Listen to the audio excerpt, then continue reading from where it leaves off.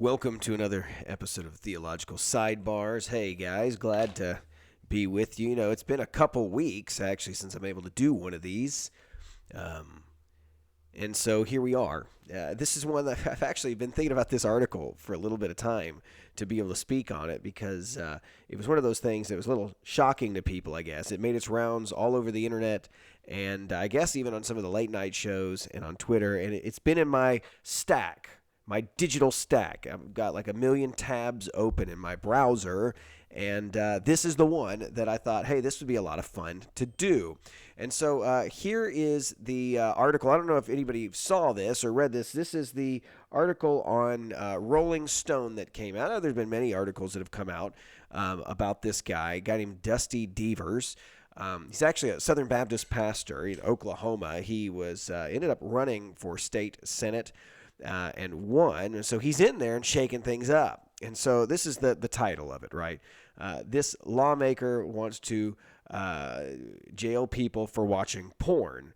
Oklahoma lawmaker Dusty Devers is a hardcore Christian nationalist who believes the government should terrorize evildoers. Now, let me stop, all right? Like, there's a lot that's here if you want to go into looking into his policies and some of the things that he's talking about. But really, there were two things that came out. In fact, there was a meme that came out about him. Let's see if I can pull that up. I'm going to work while we're talking about how do I pull up one of these memes. But one of the things that happened was this guy kind of made a splash on the scene because he was saying, hey, these are the things that I believe, and these are the things that I think need to be legislated. Now, look, there's a huge debate to be happening right now about and I'm going to put this up so you guys can see it right now. There's a huge debate. I love this.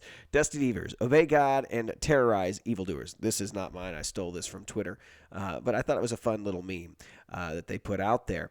But there's a big debate about, laws and legislating thing. And I know that there's different sides of this debate, right? There are a lot of Christians who say, no, we should not legislate Christianity from the government side. Like that's a whole discussion to be had. I do want to say that one thing I've been convinced of lately is morality is going to be legislated, and it's going to be based on who's in power. And more we have pushed out Christians. We've told Christians, you don't want to become political. We don't want to do this. And then what has filled the void has been amoral or immoral.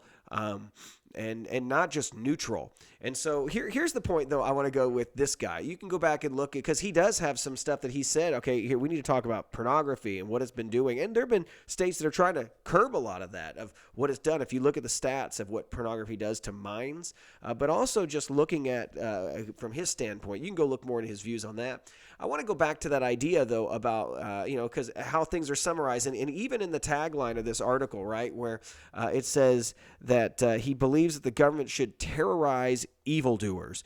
Is that wrong?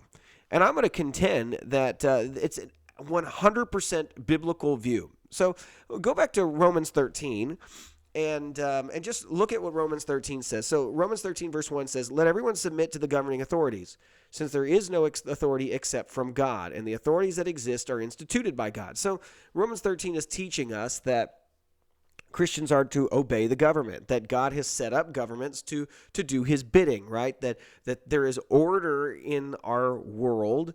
Part of that comes from him using the government. Now look at verse 2, though. So then the one who resists authority is opposing God's command, and those who oppose it will bring judgment on themselves. Now, this is not a blanket statement for Christians that it's used sometimes about people saying, hey, go ahead and just, everything the government says you better do. If they tell you need to do this, you better do that.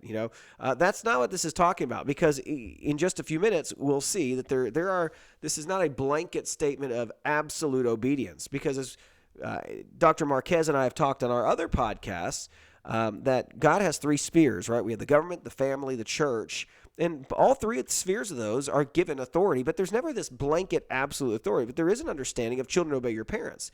But can parents cross the line? Absolutely. Church people are to obey their elders. But can elders be out of line? Sure. But generally speaking, if there's nothing that is wrong with what is being asked, submission is expected. Now look at what it says in verse 3. For the rulers are not a terror to good conduct, to bad. So generally speaking, God has set it up to where it creates order and it punishes wickedness. It punishes crime. It punishes bad conduct, not good. Though we see in many countries today that's flipped. What is called, as even when the prophets used to say, what is called good is now bad, and what is bad is now good. Do you want to be unafraid of authority? Do what is good, and you'll have its approval. Now, I love this line, verse 4. This is what Paul says. For it is God's servant for your good. Okay? This is a key.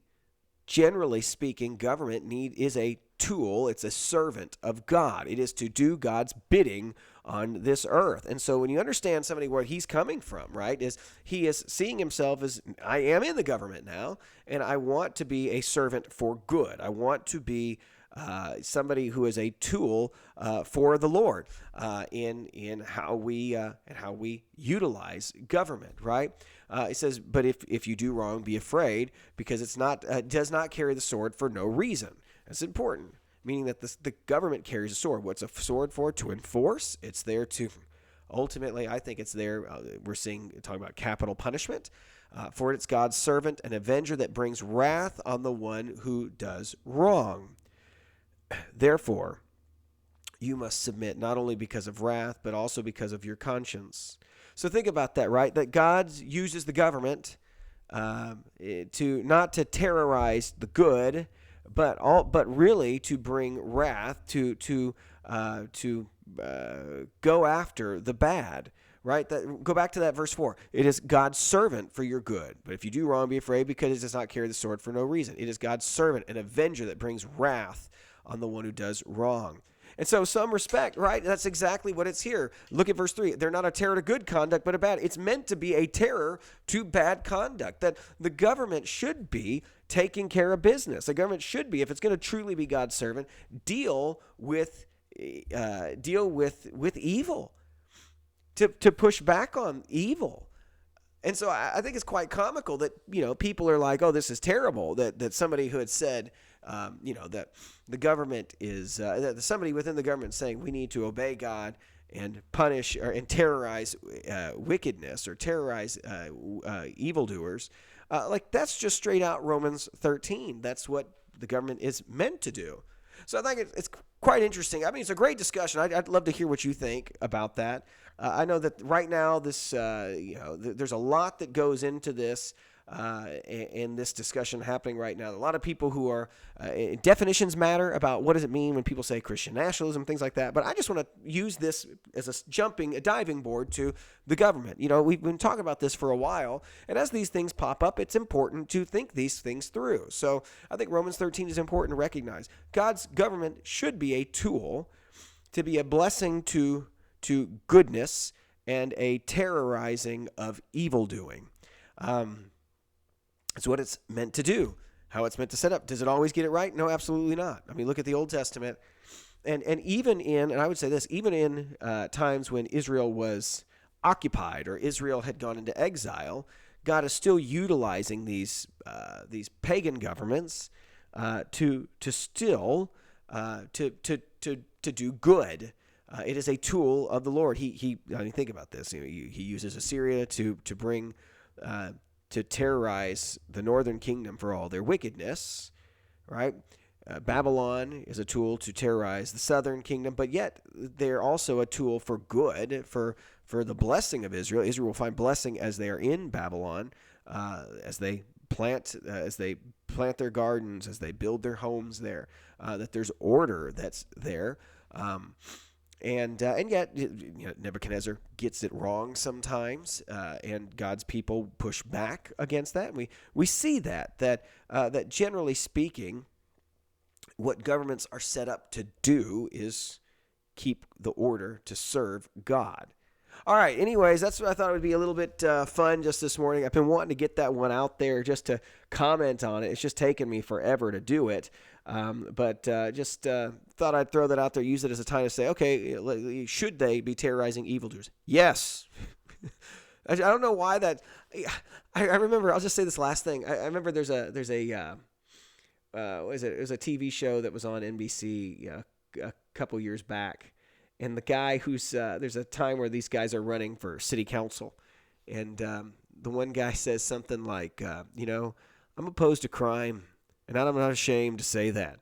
And it's like if people standing ovation, something along. I'm butchering it now, but and it's like, why is that controversial, right? Why is that controversial to say that the government should do these things? For some reason, it is today. But there you go. All right, tell me what you think. I'd love to hear more. But let's hope this is a helpful little one for you to go through this week. Read Romans 13 for yourself and see what you think about that passage as well. All right, let's talk later. Bye-bye.